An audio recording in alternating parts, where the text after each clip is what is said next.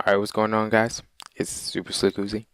I'm going to be giving you your run through FL Studio 10 today. This tutorial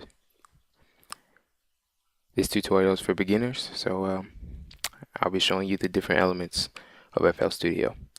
Now, when you first open it up, it should look something like this, similar. We'll start with the browser. The browser is where you'll import sounds, presets. This is where you'll put your sounds and samples. You can add different folders here, but we'll start off. If you go to packs, and you can look at the different sounds and sample them each one by one. The next thing that you'll need with FL Studio is the step sequencer. This is where you'll sequence your drums and your sounds, put everything together. This is really important because this is where most of the action happens here and in the piano roll. So we'll go ahead and start off and drag a sound in here. Let's use a drum loop.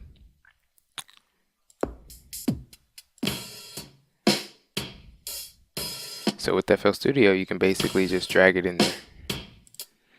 And or you could right click, send to selected channel, and it would send it here, or open a new channel and it would open it in a new channel.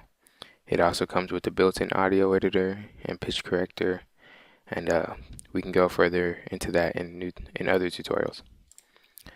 Now with this drum loop we have here, what comes up is your sample information, the different things that has to do with the waves, the loops, stretching, and that's a little bit more advanced, but you do have different tabs where you can control different things, and we'll get more into that. The next thing we'll go into is the piano roll. With the piano roll, if you right click, you can go through there, or you could come up here and press the little piano keys. They'll both do the same thing. This is where you can obviously play the piano, or you could assign notes. You could play drums in different pitches. If you click on this ABC here, it'll change the mode that you view it in, so you don't have to view it with the actual notes. So if right now we're on this drum loop, so if we click C5 is the root note, so it'll play at a normal pitch. And if we bring it down to, let's say, C4, it'll play a lot lower.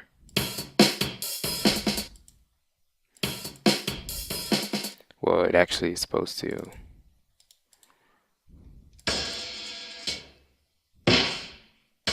Yeah, so you get the idea. Next thing we'll go to is a playlist. This back here, what you see, track 1 through 16, and however more you need, if you ever need that many. This is the playlist. This is where you put actually compose your actual song or beat or whatever you're doing. One thing that's a little bit different is here it has these hash marks as opposed to the pattern blocks in FL Studio 9 and 8 and previous versions.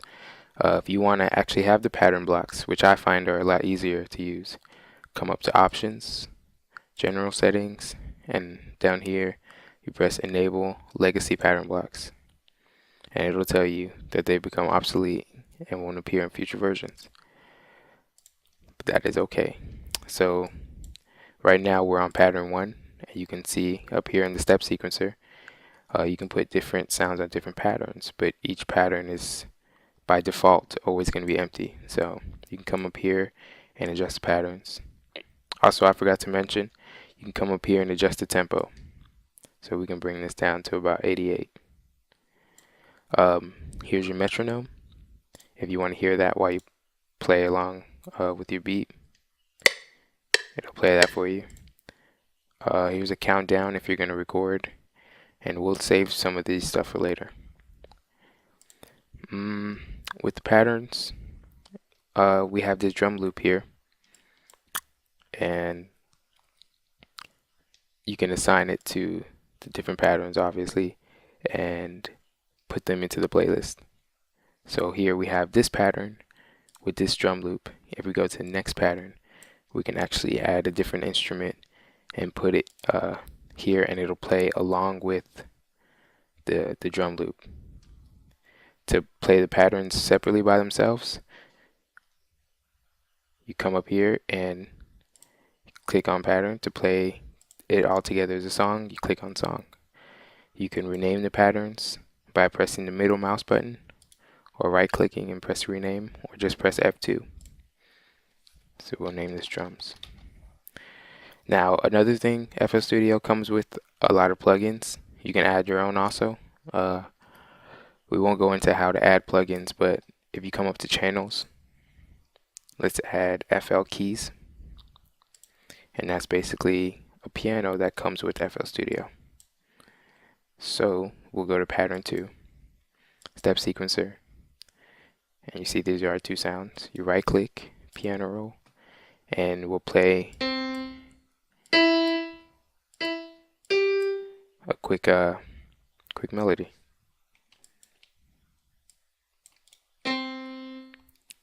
Now with in the piano roll, you have velocity, and up here you can control which instrument you're using, and you have note panning, which pans it from left to right.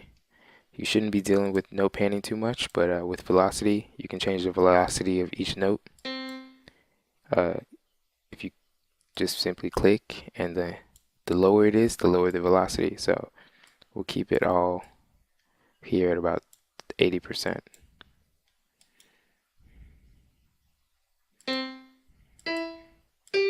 And we'll just play this for now.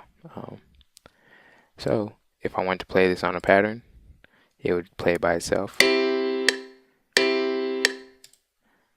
And we can take this metronome off. And if I wanted to play the drums by themselves, we could play that.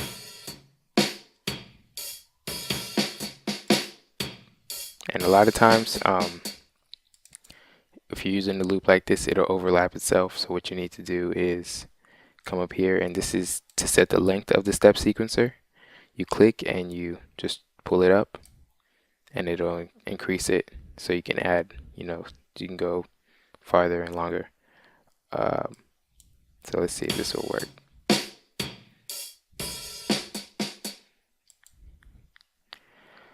So we have that at about 8 bars, and we have our piano.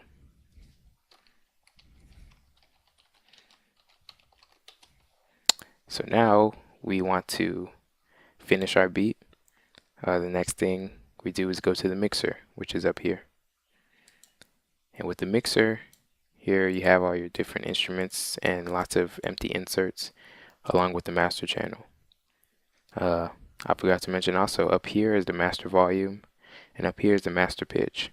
You shouldn't be messing with these too much, but this master volume and this master volume are very different. So this is the master volume of the overall program. This is the master volume of your composition. So what you would do is come to the step sequencer, pull up your sample information, click over here. As you can see on FX, it's already routed to channel 1. But for FL keys, for instance, it's blank. So what we would do is come up here, click on this down arrow, assign the free mixer track, and it would do that. Or you could just pull it along to whichever one you wanted. So now we have it on 2, and when we play it, you'll see